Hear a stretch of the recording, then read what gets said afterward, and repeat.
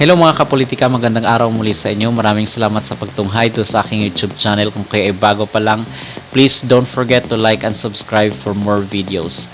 Ang ating pag-uusapan sa ngayon mga kapolitika is itong si Mariel Rodriguez. Ating tatalakayin dito anong aking opinion at ang aking reaksyon dito sa nag-viral niya na video dito sa Senado. Kasi itong si Mariel Padilla, mga kapolitika, kung sino ang follower nito, is mahilig ito magbenta-benta online ng mga products. And I believe na yung ginawa niya sa Senado is part ng kanyang endorsement dito sa kanyang gluta dripping.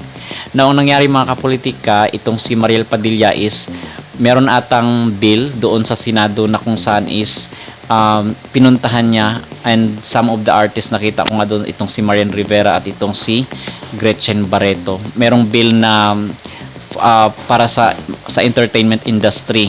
So yun ang dinaluhan niya. Now itong si Mariel Padilla is meron ding at the same time appointment sa kanyang clinic na kung saan is magpag-gluta dripping siya.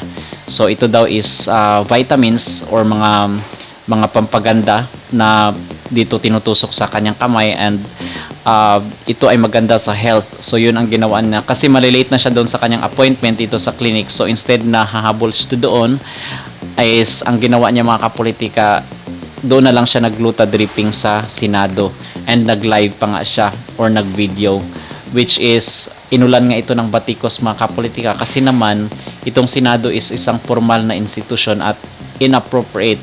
So yun ang term, no, inappropriate itong lugar na kung saan ginawa itong dripping ni Mariel Padilla mga kapolitika. Okay lang sana kung sa clinic or sa ibang lugar, pero hindi dito sa gobyerno kasi meron kasing ethics na sinusunod yan mga kapolitika, and hindi nga talaga bagay itong lugar na ginawa ni Mariel Padilla. And in fact, meron ngang statement na dito si Nancy Binay hinggil sa nangyaring insidente mga kapolitika. At ito yung kanyang sinabi mga kapolitika, nakapost doon sa kanyang FB page. Ang sabi niya dito is, I'm not sure if the Ethics Committee can extend its jurisdiction dito sa nangyaring insidente since hindi naman member ng Senado si Ms. Mariel. But we also need to closely look into it because it involves issues of conduct, integrity, and reputation of the institution and matters that concern health and safety. Nakakabother lang dahil yung IV procedure was done inside the Senate premises na walang abiso mula sa clinic, and to make it more complicated, yung gluta drip ay dineclare na mismo ng DOH na unsafe, banned ng FDA, and it was administered outside the clinic without the proper medical advice from a licensed health professional. As public figures, sana aware din tayo sa responsibilidad natin sa publiko.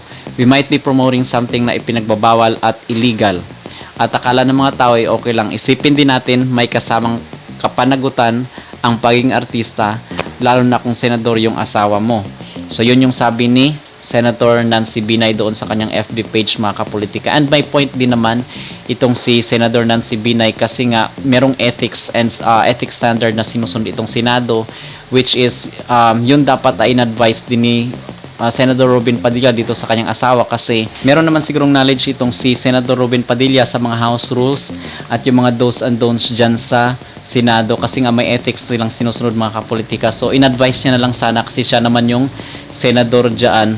And meron ding sagot itong si Robin Padilla, and nakikita natin na parang ina-underestimate niya lang itong ginawa ni Mariel Padilla dyan sa Senado, and he sees nothing wrong about the dripping na ginawa ng kanyang asawa mga kapolitika. So ito yung sabi niya, nakakatawa naman po ang political issue na yan. My goodness, no intention of disrespect. My wife loves to promote good looks and good health. So yun ang sabi niya mga kapolitika. Tama din naman, may point yung sinabi niya mga kapolitika, pero yung lugar nga mismo na kung saan is ginawa ni Mariel yung dripping is inappropriate talaga siya mga kapolitika. Pwede siguro sa clinic or sa bahay nila ginawa, but yung Senado kasi is hindi naman yan lugar na kung saan is for the beauty or for the health mga kapolitika. Yan yung lugar kung saan is pinag-aralan or ginagawa yung batas. So, at ang masasabi rin natin dito mga kapolitika is ito yung consequence kung tayo is hindi tayo buboto ng mga taong karapat-dapat, or hindi naman natin sa ina-underestimate tong si Robin Padilla, pero wala talaga siyang background sa politika at yung background niya is showbiz and entertainment. So malayong malayo dito sa kanyang trabaho na paggawa at pag-aaral ng batas. Okay, so sa susunod na lang mga kapolitikan na eleksyon is dapat iboboto natin yung mga karapat dapat na tao, yung talagang may alam sa batas and at the same time may malasakit para sa bayan. Hindi lang yung labanan is popularity. Okay? So yun lamang ating masasabi mga kapolitika. Kayo kung may comment kayo or opinion hinggil dito sa issue ni Mariel Padilla, please comment down below and please don't forget to like and subscribe for more videos. Maraming salamat mga kapolitika.